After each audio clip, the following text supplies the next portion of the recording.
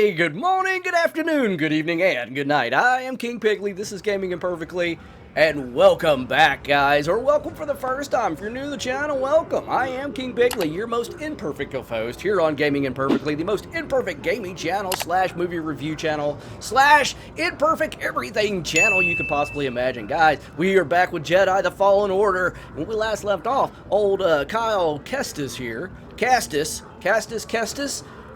woke up from his dream and saw his buddy Prof heading down this way. We're gonna try to follow him. But before we get too far into this game, guys, let me go ahead and say a couple of things. I want to let you guys know what we're doing today is that we are What we're doing today is we are going to review The Phantom Menace as we play Jedi: The Fallen Order. We're going to talk about that movie, and we're going to get into that in a second. This game is so beautiful. It's amazing. Hey, Prof, where are you going, buddy? Come on back here. I need to have a word with you. Man, that's crazy, okay? And people are disappearing and stuff. Totally a dream sequence, right? Also, guys, we hit 900 subscribers. Holy crap. I'm pooping my pants with sheer excitement. In fact, here on Gaming Imperfectly, though, here in 2020, one of the questions that still has to be asked is, am I even wearing pants to begin with? Welcome to the channel, guys. The only channel on YouTube where you might be guessing, is the host actually wearing pants? Questions of the universe. You have to ask yourself these things. Open sesame. Also, guys, not only have we hit that, I just wanted to say thank you. Thank you to everybody subscribing. 900 subscribers. I'm blown away. Why won't it open? Oh, yeah. Oh, no. It's the Death Star. That is the Death Star, by the way. This is totally Death Star. The fact that he's seeing the Death Star in dreams shows that he has force capability beyond understanding to poor Kyle Kestis. Tomato, tomato. Potato, potato. Open up, you Oh. Red alert. Anyway. Guys, I'm blown away. Thank you so much. But, I just wanted to say to you guys, great things are coming to the channel. And I hope I can live up to... Whoa. Easy there, purple dude. Strong with the Force, this one. We're going to take our time also. These movie reviews that we do, when we're talking about Star Wars, guys, trust only in the Force. We will trust only in the Force. Thank you, sir. I told you it was a dream sequence. Not a big surprise. King Pigley's played this. Yeah. Something's going on. We're going to talk about these movies in depth. These videos that we're doing when we do discuss the Star Wars franchise films, we are going to take our time. We're actually going to do an in-depth discussion. I don't want to make these videos too long, but there's a lot I wanted to cover today. First, I do want to say my uploading schedule. Guys, I'm going to start uploading 3 days a week consistently, okay? And that's going to be on Tuesdays, Thursdays, and Saturdays. The Second Sister. I love how they're introducing new characters into this game. Even in the Star Wars stories, the Star Wars arc, you get to see different orders within the Empire that the movies don't necessarily pay emphasis on or put emphasis on. Pretty incredible, and the story is amazing. So, let's get into it, guys. Let's get into the Phantom Menace. It's menacing. We've been menaced by the Phantom Menace. All right. I am not going to hate on this movie, The Phantom Menace, just to hate on it. I'm not going to do it. I've been working on this heap a long time. Oh, he's going to speak up. You know what happens to people that speak up in refit and rebuild ships. Empire regimes. Anyway, guys, we're about to start a true action sequence here, so it's going to get really crazy real soon. You can tell it's building up. The first thing I want to discuss about George Lucas is that I believe that he's a genius. And I want to say that when we talk about any of the Star Wars films, that I love the franchise as a whole. Individually, the movies, sometimes they might be hit or miss, and we're going to discuss that. So The Phantom Menace, it was written and directed by George Lucas. Yes. This may be the first problem with this movie.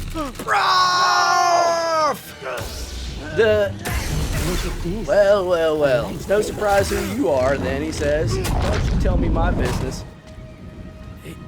Young Padawan. I found the Jedi. She's got him like he's a piece of trash. Hold him over the ledge. Why wouldn't they just kill him right then is beyond me. Poor stormtroopers. These guys never saw Star Wars. They don't know what's going to happen to them. Yeah, George Lucas is an amazing... Let's get back to the movie review, guys. George Lucas, how'd you get here? No. There you go. He's an amazing idea guy. But, oh, come on now. Don't be all naughty. The Force is strong with this one. The lightsabers in this game are beautiful, but I do feel like they... Hey, back up, dude. What are you doing? I don't know what was going on there. I do feel like the lightsabers are a little misunderstood by Disney. You know, they're not flashlights, so it's kind of funny that this lightsaber is used for luminescence, because that's really not the case with lightsabers. Oh my God, are we going to be able to review a movie and talk while doing this crazy shit? I don't know. We're going to find out today, guys. So back to it. George Lucas, again, he's a great idea guy. Star Wars is genius. It's genius, okay? It's pure and simple. The world, the universe, everything about it, sheer genius. However, George Lucas is not necessarily the greatest director. With The Phantom Menace, well, like the Trade Federation. I mean, you got to understand, the Star Wars franchise, guys, and I know I'm a little disjointed talking about this because I have such a passion for the Star Wars movies. I absolutely adore them, okay? I grew up with them as a kid. They have a heck of a lot of special meaning to me. They were such a wonderful part of my childhood that you know, King Pigley kind of grew up with a rough childhood, and so Star Wars was such a wonderful part for me growing up because it was one of the few good things I had in my life was the Star Wars franchise. With The Phantom Menace, within the first 15 minutes, you know, people say, well, what do you mean in the first 15 minutes something went wrong? I'll give you an example. Have you ever encountered a Jedi Knight before, son? Well, no, but I don't. Seal off the bridge! Yes, sir. That won't be enough, son. I want droidekas up here at once! We will not survive these. But come on, the stereotypical voice of Asian, you know, it's really weird that they chose to use those voices for those characters. It just, I don't know why. I don't know why George Lucas made that decision. I don't pretend to understand why George Lucas made that decision. Which it also led to, it also led to a Jar Jar Binks. Which I'm not going to discuss Jar Jar whole point. Everything that's been said about Jar Jar has been said about Jar Jar. There's no need to beat a dead horse, okay? In my opinion, Jar Jar is well understood as being absolutely horrific, and I'm not going to talk too much about it. But even his voice, you know, you know, that was, by George Lucas's own admission, kind of based off a stereotypical Jamaican-style voice. And I just like, you know, why would you use any type of true ethnic, you know, or ethnicity in your movie for your characters? This is a galaxy far, far away. We could very easily just make them sound different, you know. They don't have to sound, whoa! They don't have to sound like Earth people. Oh my God! This is so intense. I'm trying to talk about the Phantom Menace. Skull Castus is falling. We're climbing. We're climbing. We're perfectly fine. This is a normal day for us Jedi. We do this kind of stuff all the time. Only way is up. That's what they say. So, again, there's no explanation. The acting in this movie, in these movies, even from the actor to the reputable actors, which during the Phantom Menace time, you have to understand, Ewan McGregor was not a A-listing actor. He had only really done Train Spotting, which was an indie film, and you know, it was like everybody was like, ooh, they're getting this guy. You know, who is this guy playing Obi-Wan Kenobi? Nobody really knew who he was, and he certainly wasn't the actor that we know today. Same thing goes for Natalie Portman. At the time, Natalie Portman really wasn't a huge star. She had done some movies, but she hadn't done so many films that, whoa, that's such great. This game is so beautiful, and it's so exciting, and it's so amazing in so many ways. Who are you? Yeah, at this time, it doesn't matter. Like, who are you? Why would you ask questions at this point in time? If somebody's offering you a ride and you get chased by the Empire, you get the fuck on the ship, say thank you, shut the fuck up about it. Simple as that. Phantom Menace. So you don't really have reputable actors other than Liam Neeson, you know, and he's phenomenal. You know, I love Liam Neeson. I don't care what anybody fucking says. He's badass. But even the characters are not explained. You know who Obi-Wan is, but do you really know who Qui-Gon Jinn is? You're like, no, we don't know who Qui-Gon Jinn is. Obviously, he's Obi-Wan's master. You know, or Obi-Wan is his apprentice. But what do we know about him? You know, nothing. We don't know anything about him, except that he's old and kind of stern. You know, he doesn't seem to want anybody to have fun. You know, always mind the fullest, young, this, that, yeah. They flip-flop in this movie from explaining that the Jedis are so phenomenally powerful, which they do. They go, oh, the Jedis are powerful, which they are, you know.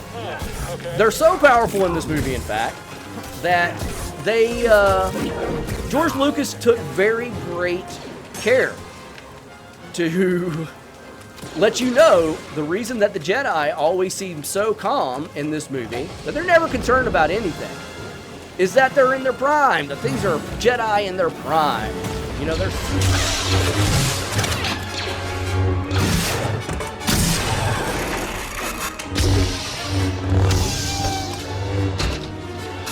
You know, they're super powerful, so they're not concerned by anything.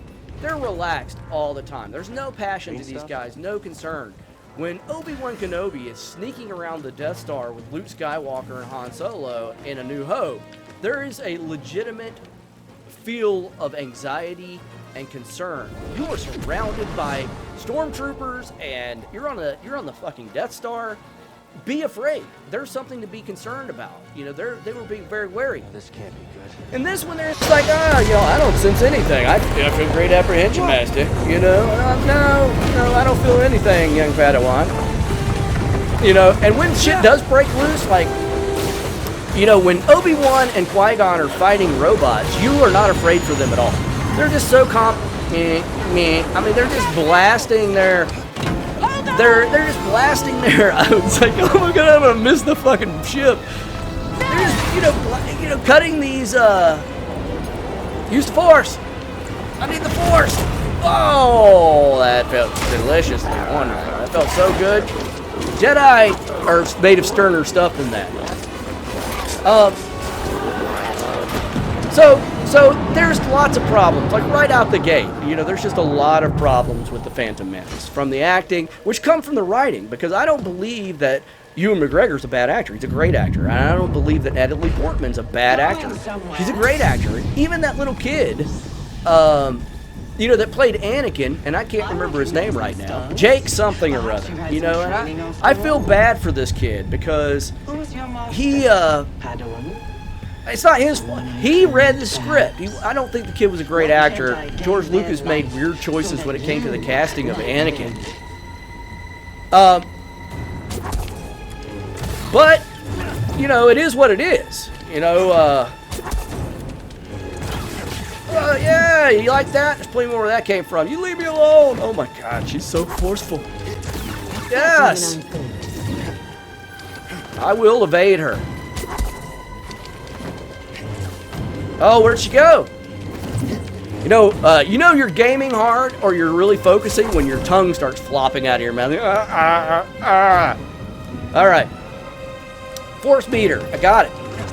Oh, yeah, Sister Sally Struthers. Oh my God. I'm sorry. I didn't mean it. Yes. My name is Kyle Cassis. You'll respect me by the time this is all done. Am I actually? No, this is cinematic. Oh my god, this is not. I gotta press X as fast as I can.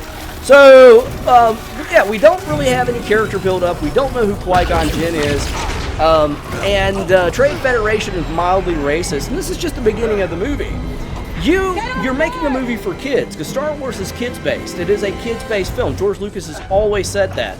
Now you're talking politics. It's all about trade wars and politics for most of this movie. Kids don't want to see that crap. They are completely uninterested in that. Trust me, you know.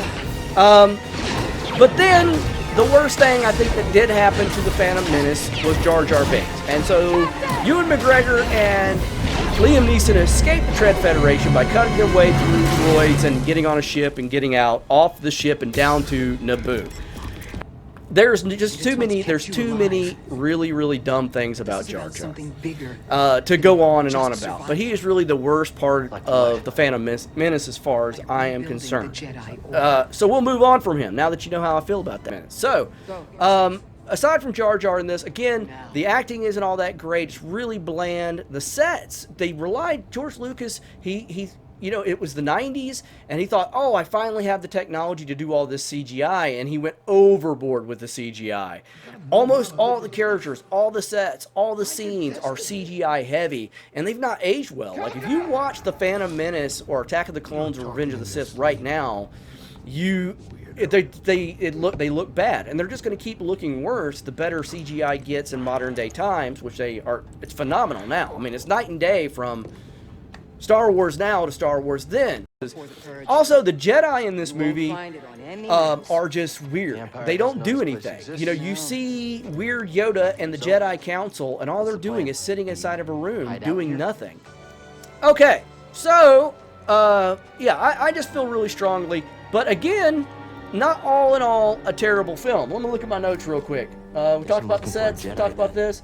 The plot really didn't, like I said, the plot didn't really make much sense to me, guys, because they, ooh, what's all this? Little friends. Let's search around here first real quick. Let's do all the searching. I like to really examine this game. It's a beautiful game in the first place. It doesn't make much sense not to look around and explore your surroundings. So, of course, there's this place, but this place really doesn't do us any good until we can use the Force more.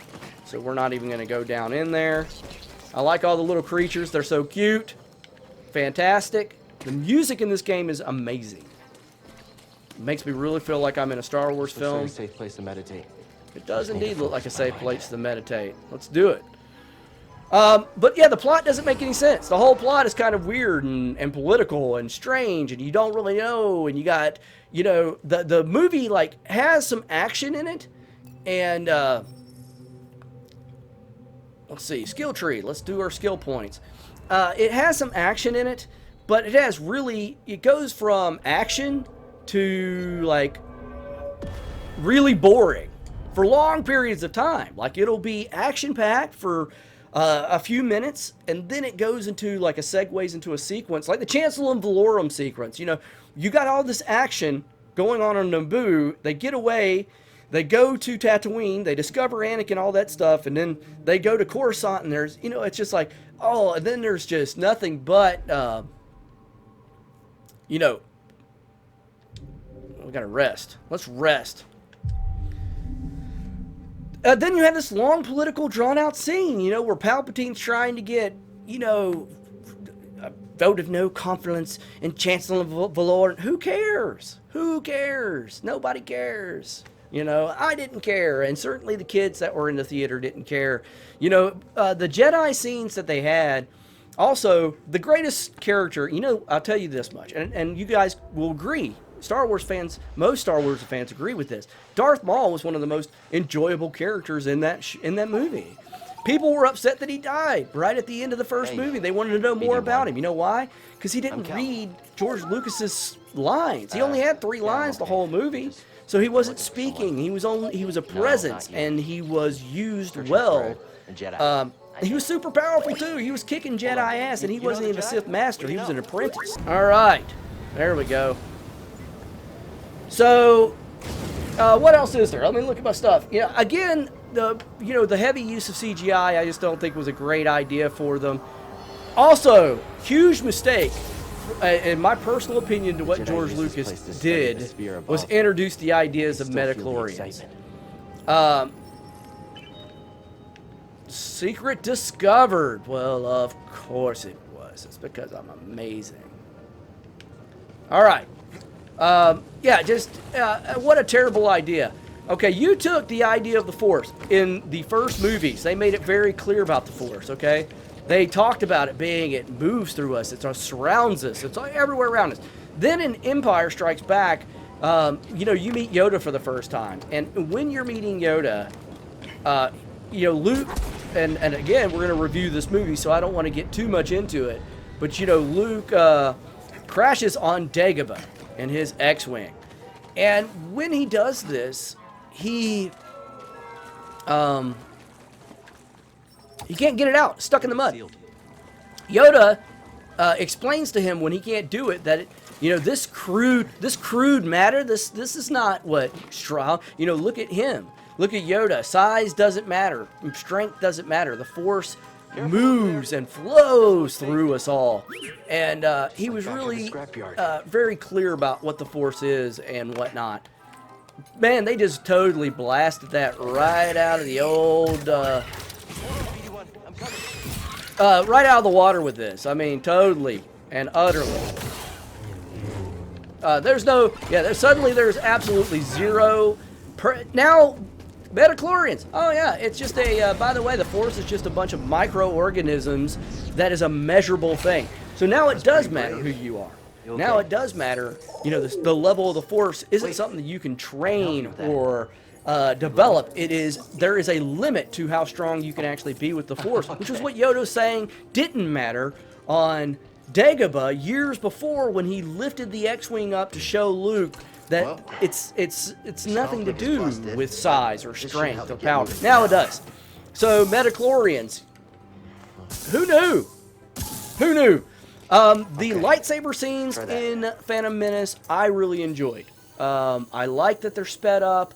I like that they were really choreographed well. I like the fight scene between Darth Maul and Obi-Wan and Qui-Gon. The only problem I have with that is earlier in the movie, Qui-Gon Jinn and Obi-Wan use like their speed running, their force run, where they run super fast to get away from the droidicons, right? Well, later on, let's look at our options.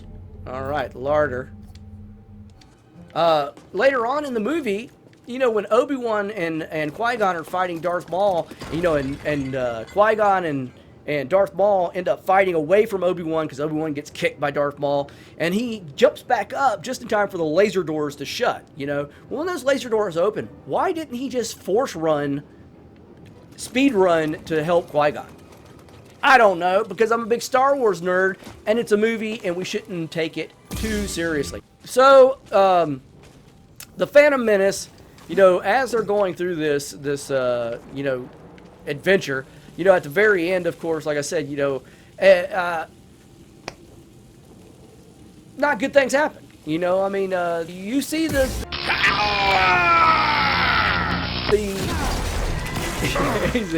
I like chopping into things that have electricity poured through them. Qui-Gon and everybody takes Anakin, little baby Anakin, in front of the Jedi Council.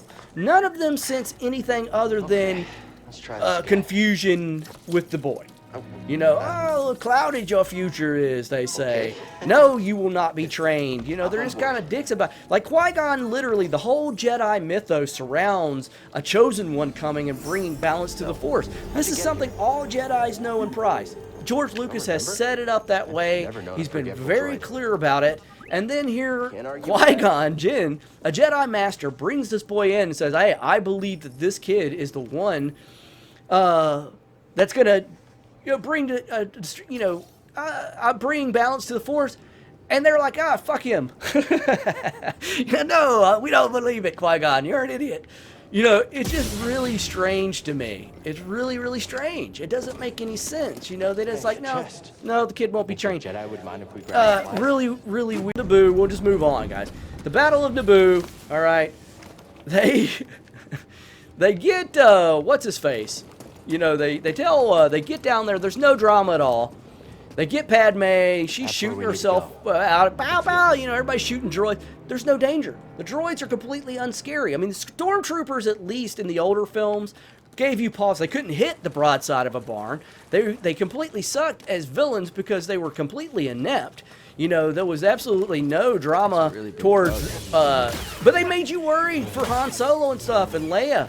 Leia actually gets shot in Return of the Jedi by a stormtrooper. There is some drama to it, and of course you're worried about Luke and all those guys when they're sneaking around the Death Star. That doesn't happen on the Battle of Naboo. I am not concerned at all that Qui-Gon Jinn and Obi-Wan are going to get killed by the droids. And neither are they, because they are they're wading through them like tissue paper completely unconcerned. There's no drama to it at all. And meanwhile, you have Anakin who goes, hides in a spaceship, and just so happens he chooses a spaceship that has... Okay, I got you. He jumps in. This is what I was going to say. He jumps into a ship, and apparently the only ship, all right, yes, the only ship that has a child-size helmet in it. That's really weird to me. Why is there a child-size helmet that fits perfectly on, What was in there? you know, Jake Logan or whatever his name is? I don't know. I can't remember the kid's name. Logan, Jake Logan, Logan something. I don't remember. I think that it's really strange that there's a child-size helmet inside this spaceship. Then he proceeds to accidentally take off, and again, like Jar Jar, accidentally kills his way through a space battle and blows up the Federation ship by accident. All right. Now, yes, people are like, "Oh, well, he's using the Force because he's untrained, but he was using the Force." Yeah. So, they're like I said, the music though was fantastic. I really enjoyed it, but there's a lot of things that just make no sense to me in the Phantom Menace. And that's really sad for me because I absolutely love Star Wars. I mean, I absolutely love it. Oh my God, the giant lizard! Oh my God, hey, don't go that way. It's terrible things. Let's meditate. And let's read some comments, guys. I hope you've enjoyed this review of Phantom Menace. For me, it just missed the mark. There's things about it I appreciate the story as a whole. I don't really care for the movie. And as far as rating it goes, let's go ahead and rate the Phantom Menace. Guys, I rate mine on a crown system. My movie's on a crown system, King Pigley. So I'm going to give the Phantom Menace 2.5 crowns. Now, I think that's fair, considering it's a 5-crown system. That's halfway down the road. So let's read some comments from you guys. Let's see here. The first comment, if I can find, I got my notes here, guys. I always like to try to keep notes nowadays. Sir Dies a Lot. Sir Dies a Lot says, awesome content and great channel. Looking forward to all of your new uploads. Well, thank you, Sir Dies a Lot. I appreciate that. Thanks for coming by the channel. Thanks for supporting the channel. And I really appreciate you taking the time to comment, man. It means a lot to me. And I'm glad that you're enjoying what I'm doing. And the next comment comes from Jose Gamer for Life. Jose Gamer for Life says, awesomely gameplay. Thumbnail is absolutely amazing. Well, thank you. I appreciate you, man. Thanks for coming by. Thanks for subscribing. Thanks for supporting the channel. And that brings it up to the rest of it. Guys, right here, click on these links, all right, down below, wherever I'm. Remember, this is Gaming Imperfectly. I'm not even sure where it's going to be right now. Could be here or here. Who knows? But guys, go ahead. If you haven't yet, smash in that like button. It helps me out. It lets me know you're enjoying the content, which is super important for me. And also, consider subscribing if you are new to the channel. Can't do it without you guys. We're on the road to 1,000, and I can't get there without you, and I want you to come with me. But that's it for King Pigley today. I'm out of here, and I will see you guys in the next video.